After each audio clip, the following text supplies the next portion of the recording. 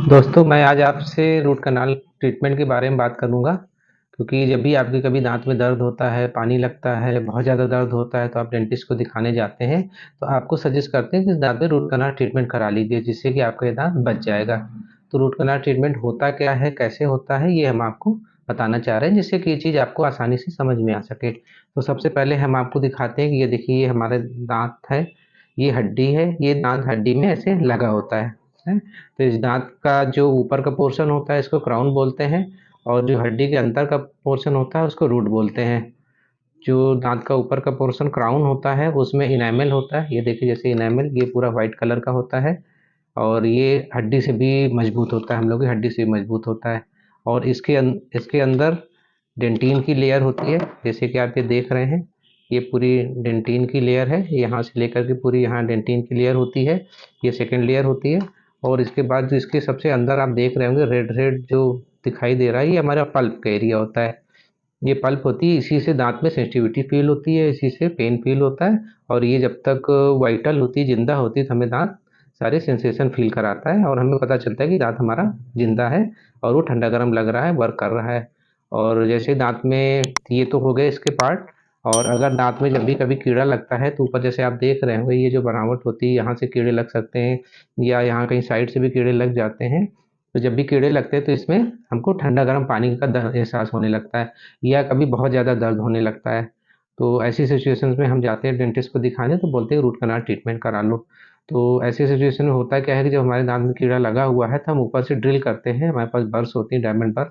उन बर्स से ड्रिल करके हम फिर उसके बाद डेंटिन में ड्रिल करते हैं, और उसके बाद हम ये पल्प तक पहुंचने की कोशिश करते हैं। ये जो कैनाल्स होती हैं रूट की, ये कैनाल में वाइटल पल्प होती है, जो रेड वाला एरिया आप देख रहे हैं।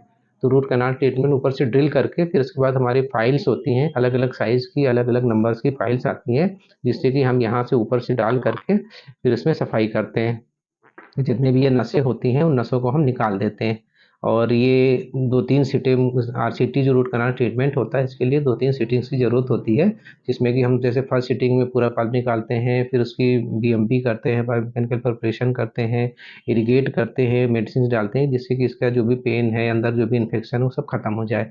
और फिर थर्ड सीटिंग में हम कोशिश करते हैं कि इसमें फिलिंग करें। तो जो सबसे पहले रूट कैनाल्स होती हैं, इन कैनाल्स में फिलिंग की जाती है। इसमें एक रूट सीलर मटेरियल आता है, बायोकम्पेटिबल मटेरियल होता है। तो रूट सीलर लगा करके हमारे पास गटा पाचा पॉइंट्स होते हैं, गटा पाचा पॉइंट्स में लगा करके इसको फिल करते हैं, जिससे कि फिर ये आगे ये दोबारा दिक्कत नहीं करे। बस हमें ध्यान ये देने वाली बात होती है कि जब भी हम इसमें रूट वाली फिलिंग कर रहे होते हैं तो बहुत सारे एक्सरे लेते हैं, ताकि जो हमारी फिलिंग है, जैसे देख रहे हैं आप रेड एरिया यहाँ तक है, तो हम जो जीपी डालते हैं फिलिंग करते हैं वो एग्जैक्ट टिप तक होना चाहिए, या टिप से 0.5 mm शॉर्ट होना चाहिए। अगर इससे ज़्यादा शॉर्ट होगा तो दिक्कत करेगा, इससे कम शॉर्ट होगा तो दिक्कत करेगा।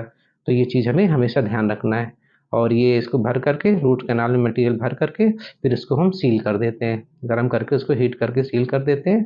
फिर जो ऊपर का पोर्शन हमारे पास बचता है क्राउन वाला, या जो क्राउन का पोर्शन है, फिर हम उसमें परमानेंट फिलिंग करते हैं।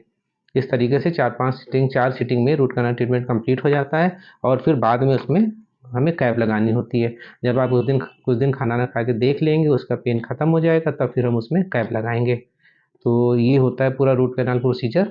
और इस तरीके से आई होप आपको समझ में आ गया होगा। और अगर आपको किसी और टॉपिक पे कुछ जानना चाहते हैं तो मुझे कमेंट करिए, मैं उस पर आपको वीडियो बना करके बहुत ही साधारण लैंग्वेज में आपको समझाने की कोशिश करूँगा कि आपको आसानी से समझ में आ जाए।